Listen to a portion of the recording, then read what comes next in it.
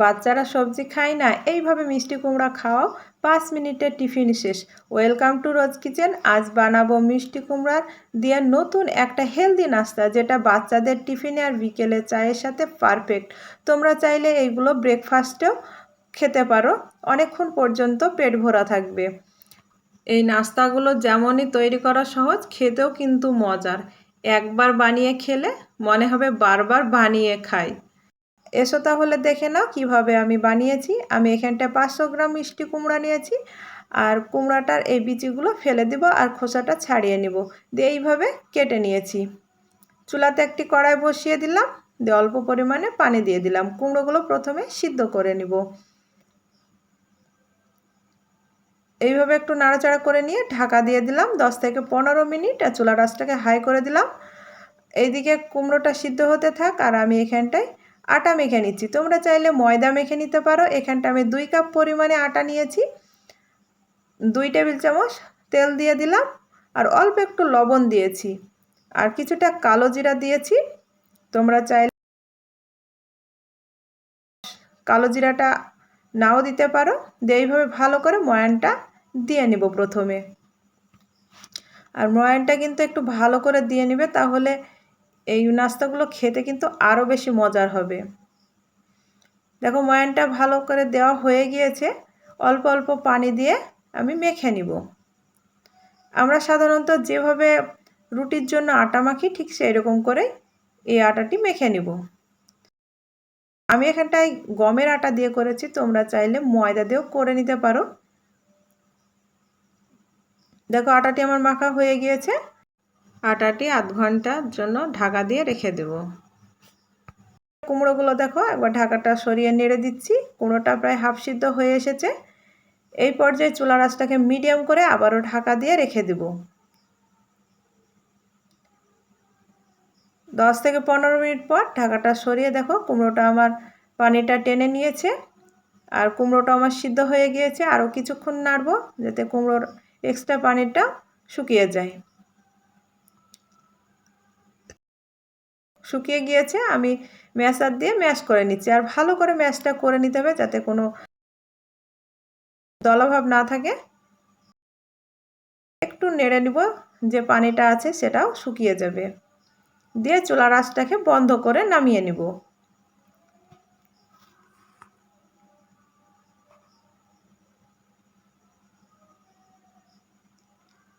পুরো রেসিপিটি দেখতে থাকো, অনেক টিপস আছে যেগুলো ফলো করলে তোমার এই নাস্তাগুলো খেতে কিন্তু অসাধারণ হবে। একটি প্লেটে তুলে নিচ্ছি। আমি বাকি উপকরণগুলো দিয়ে দিচ্ছি। স্বাদ মতো লবণ দিয়ে দিলাম। যেহেতু আটাতে লবণ দিয়েছে, লবণের পরিমাণটা একটু কম দিয়ে দিবে, তাহলে খেতে ভালো লাগবে। লঙ্কা কুচি করে দিয়ে দিলাম, কিছুটা পেঁয়াজ কুচি দিয়ে দিলাম, আর ঝালটা তোমাদের পছন্দ মতো দিয়ে নেবে। ধনিয়া গুঁড়ো, জিরা গুঁড়ো, আর দিয়ে দিলাম গরম মশলা গুঁড়ো, আর কিছুটা ফ্রেশ নারকেল কোড়া দিয়ে সব কিছু উপকরণ একসঙ্গে ভালো করে মাখিয়ে নেব। আর এই রেসিপিগুলো তৈরি করা যেমনই সহজ, খেতেও কিন্তু মজার। রেসিপিটি তোমরা একবার দেখলেই বাড়িতে খুব সহজে বানিয়ে নিতে পারবে।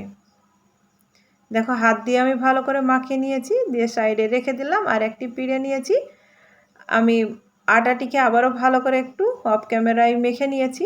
দিয়ে আমি লেচি কেটে নিচ্ছি। এখানটা আমি 3টি লেচি কেটে নিচ্ছি। কিছুটা পিঁড়েতে আটা ছিটিয়ে দিয়ে আমি রুটির মতো করে বেলে নিচ্ছি।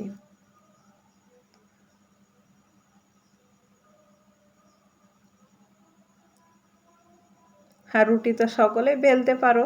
দেখো ঠিক এরকম করে নিতে হবে, একটু মোটা করে রুটিটা বেলে নিতে হবে। কুমড়োর পুরটা এইভাবে চারিপাশে ছড়িয়ে দিব।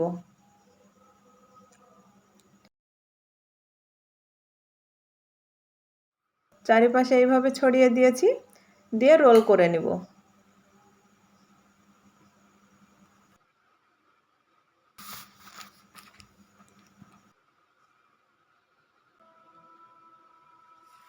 এটি একদম হেলদি। মিষ্টি কুমড়োয় ভিটামিন এ আছে, চোখের জন্য ভালো। আবার এইগুলো ভাজতেও কিন্তু খুবই কম তেল লাগে। দেখো আমার রোলটা করা হয়ে গিয়েছে, একটি ছুরি দিয়ে এইভাবে কেটে নিচ্ছি। আর 1 ইঞ্চি মোটা করে কেটে নিতে হবে, তাহলে খুব সুন্দরভাবে হবে। তবে গোল করে নিয়ে হাত দিয়ে একটু হালকা করে চেপে সবগুলোই করে নিব। দেখো একটি প্লেটে তুলে নিয়েছি, আর আমি একটি করে দেখাচ্ছি। কিছুটা আটা ছিটিয়ে দিয়ে একটু বেলে নিচ্ছি। এইভাবে তোমরা পাতলা করে একটু বেলে নিতেও পারো পরোটার মতো করে।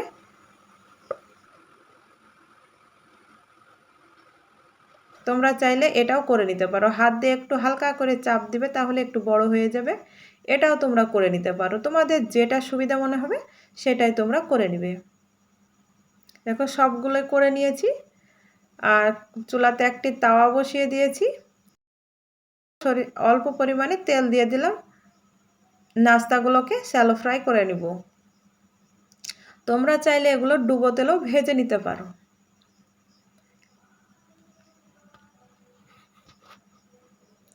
দেখো এক এক করে সবগুলো দিয়ে দিলাম, আর চুলার আঁচটাকে মিডিয়াম রাখবে। মিডিয়াম আঁচে এই নাস্তাগুলোকে ভেজে নিবে। দেখো এক পাশ হয়ে গিয়েছে, উল্টে নিচ্ছি। আর এই নাস্তাগুলো খুবই সহজ বানানো, তোমরা একবার দেখলেই বাড়িতে বানাতে পারবে। বানানোও যেমন সহজ, খেতেও কিন্তু অত্যন্ত সুন্দর।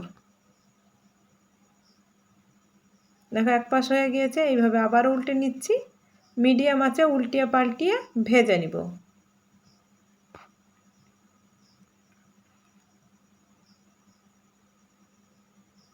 দেখো ভাজা হয়ে গিয়েছে, তুলে নিব। দেখো দেখতে কতটা সুন্দর হয়েছে, ঠিক প্যানকেকের মতো লাগছে দেখতে। তোমরা অবশ্যই একবার বাড়িতে এই নাস্তাগুলো বানিয়ে বাচ্চাদের টিফিনে দিও, দেখবে বাচ্চাদের টিফিন নিমিষেই খালি হয়ে যাবে। সবগুলো ভেজে তুলে নিচ্ছি, আর খুবই কম সময় লাগে। কম সময়ের মধ্যে এই নাস্তাগুলো বানিয়ে তোমরা সকালে ব্রেকফাস্টে এই নাস্তাগুলো খাবে, অনেকক্ষণ পর্যন্ত পেট ভরা থাকবে। বা বিকেলে চায়ের আড্ডাতেও এই নাস্তাগুলো বানিয়ে দিতে পারো, দেখবে চায়ের আড্ডার সকলে খুবই পছন্দ করবে। দেখতে কতটা সুন্দর হয়েছে দেখো। তোমরা এই নাস্তাগুলো টমেটো সস বা ধনে পুদিনার চাটনির সাথে গরম গরম খেতে পারো। একটি ভেঙে দেখাচ্ছি, দেখো কতটা সুন্দর হয়েছে। ভিতরটা, উপরটা হালকা মুচমুচ করবে আর ভিতরটা নরম। আমার এই রেসিপিটি কেমন হয়েছে অবশ্যই তোমরা কমেন্টে জানিও। আর রেসিপিগুলো যদি ভালো লাগে বন্ধুদের সঙ্গে শেয়ার করে দিও। আর চ্যানেলে নতুন হয়ে থাকলে চ্যানেলটিকে সাবস্ক্রাইব করে দিও নতুন ভিডিও পাওয়ার জন্য। আজ এই পর্যন্ত, আবারও কোনো নতুন রেসিপি নিয়ে আসবো। ভালো থাকবে, সুস্থ থাকবে।